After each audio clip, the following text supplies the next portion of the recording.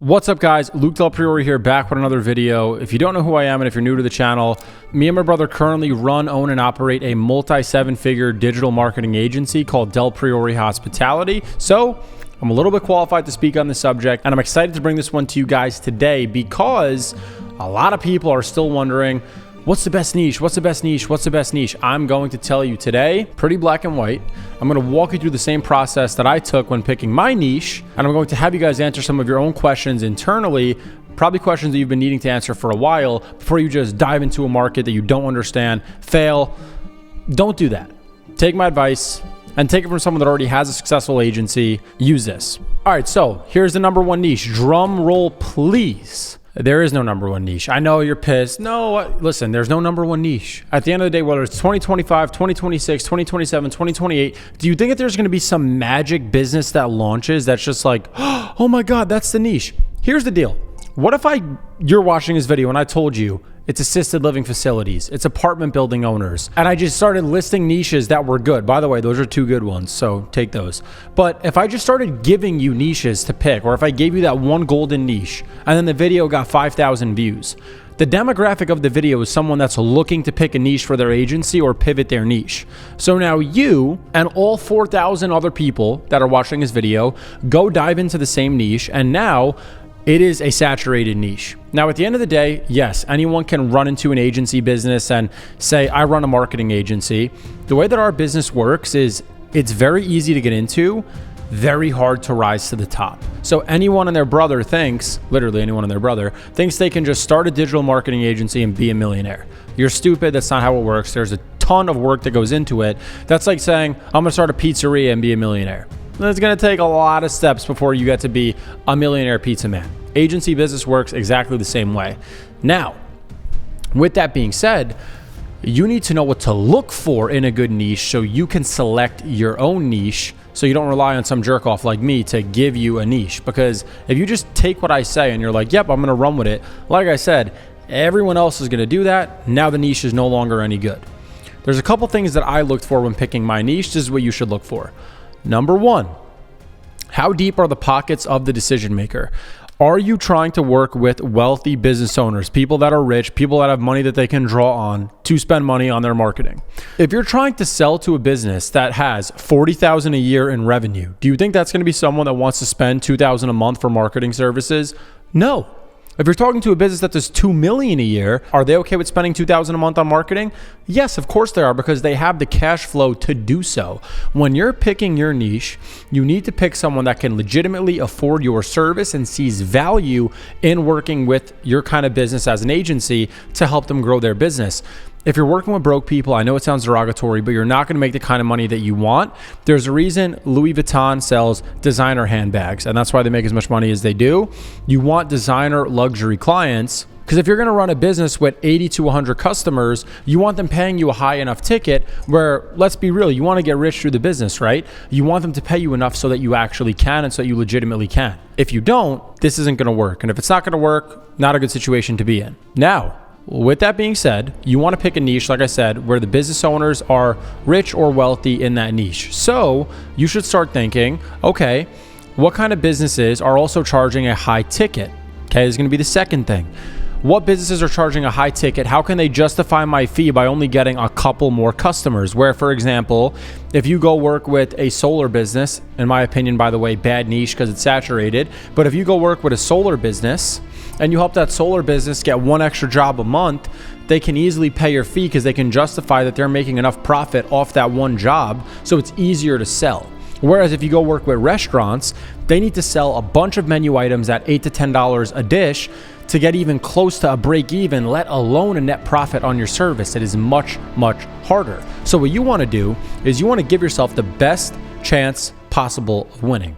Best chance possible. You don't want to pick a niche where you're already putting your back against the wall and it's like, what do I do? It's a hard niche to get results. No, you want to pick something where you have the upper hand and your advantage in picking your niche. So number one is how deep their pockets are. Make sure that you're working with businesses that are producing hundreds of thousands, if not millions a year in revenue. And number two, how high ticket is the service? I like to only work with businesses that charge $10,000 plus for whatever they provide. Also, I would suggest go with a local business, not e-commerce. Why? If you're going with an e-com business or some kind of digital business, trying to get results for those kinds of businesses is much more challenging. The business owners are much more demanding. They're more tech savvy. They're harder businesses to work with. Local businesses, they respect what you do more because they know that there's no chance they can do what you do. Whereas online business owners are a little bit different. They're a lot more tech savvy. Think about it. A marketing agency trying to pitch to me, I'm going to be a hard sell, right? Because I'm already like, well, I already produce this much revenue off this traffic source. How can I directly prove that you drove me in this revenue? I'm going to be a lot harder to sign up as opposed to that physical business that is getting pitched. So I would say also go for local businesses. And number three, you guys have to understand, if you Google the niche and there's already 1,000 agencies in the niche and there's someone making YouTube videos saying, here's how to get results for a med spa or a solar business or a roofing business or real estate agents, at that point, everyone is going to dive into the market and try to do the same thing. And then what happens is something called commoditization. So when everyone tries selling Facebook ads to roofers, there is now nothing unique about you as someone that says, I run Facebook ads for roofers. No matter how good your results are, no matter how many testimonies you have, you're just another guy with big promises because you run Facebook ads for roofers. That's all you are. Versus the person that dives into a niche that no one's in, you figure out a system, you innovate in that system, and then you go pitch it. Who are you competing with? You're competing with nobody. So how do you find that niche?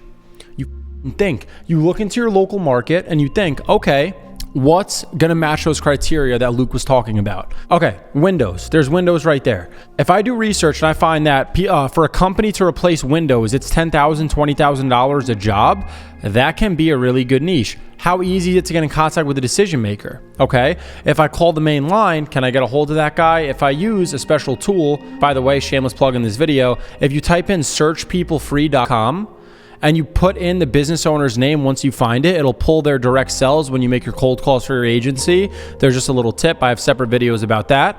But it's, are you able to find these specific traits in that business that you're looking for? So is it high ticket? Are they charging enough?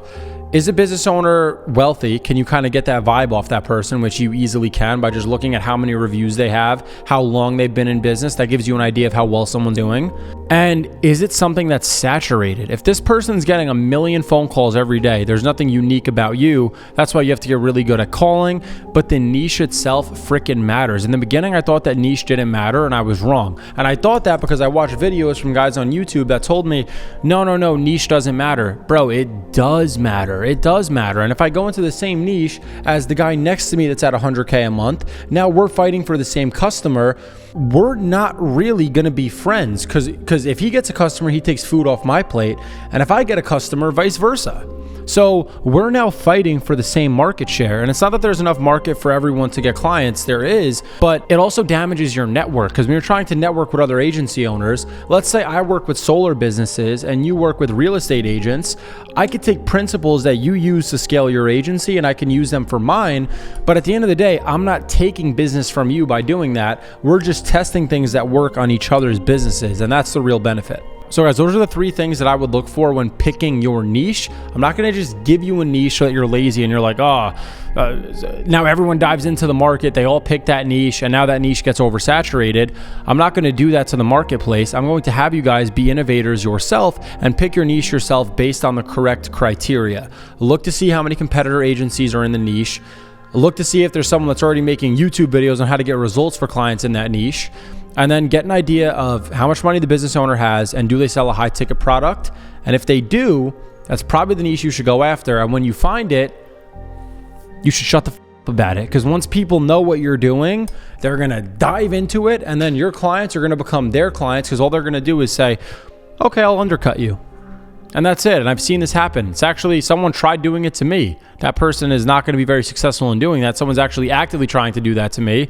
It's not going to work because we're the best agency in the niche. But at the end of the day, it's better for it not to happen. So once you figure it out, so that's the best niche. It's the niche that you pick, that you find, that you go after, that matches those criteria.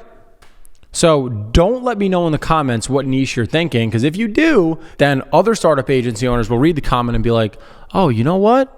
That is a good niche. I'm going to take that. And now you guys are fighting for the same client. So when you do think of it, if you actually want to know if it's a good idea, you should probably be in my private club for agency owners.